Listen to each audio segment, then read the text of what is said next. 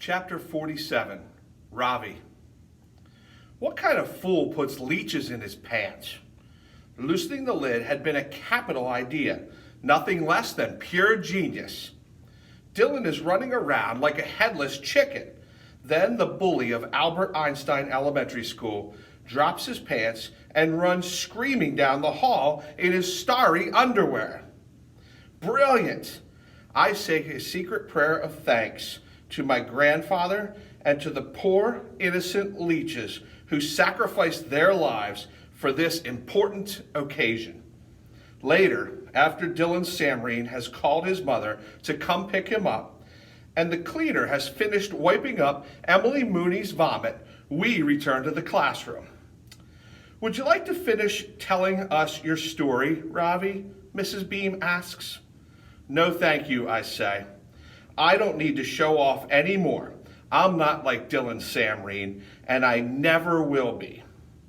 I believe it's your turn to guess, Ravi, Mrs. Beam says, holding her basket out to me. I close my eyes, make a wish, and pull out a card. There is more to me than meets the eye, I read. Ah, says Mrs. Beam. Now that's a tough one, especially for you, Ravi, because you're new here. Would you like to choose another card instead? Something that might be a bit easier to guess? I shake my head. This is the card I wanted to get, the one I had wished for.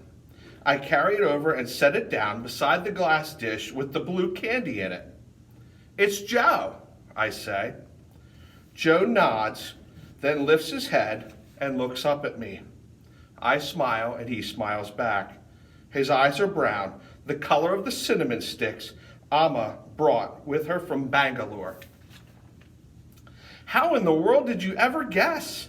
Asks Mrs. Beam, impressed. It was easy, I tell her. These candies have 4 layers. Most people assume there are only 3, but assumptions are often wrong.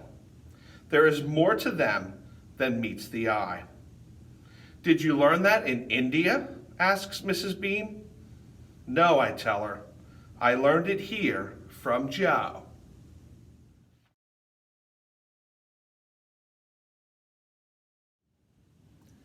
Chapter 48, Joe. My mom and dad are both pretty smart people, but the truth is they don't know everything. Turns out you don't have to punch someone in the nose or blab about your feelings to get your point across. Sometimes all you need is a little help from a friend.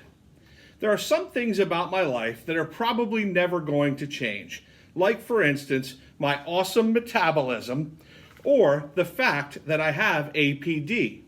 But I've only been in 5th grade for 5 days, and I've already noticed a big change. The other day, when Mr. Barnes told me that the world was full of Dylan Samreens, I was pretty bummed out. But now that I know it's possible for a couple of zebras to outsmart a crocodile, life is starting to look up. Not only that, but it's Friday, pizza day.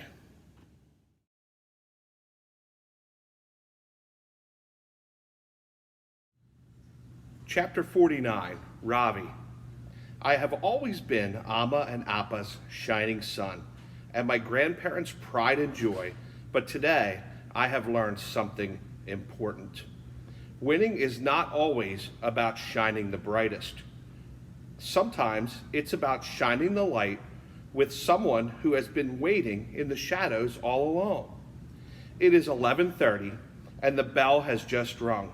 My first week at Albert Einstein Elementary School is almost over.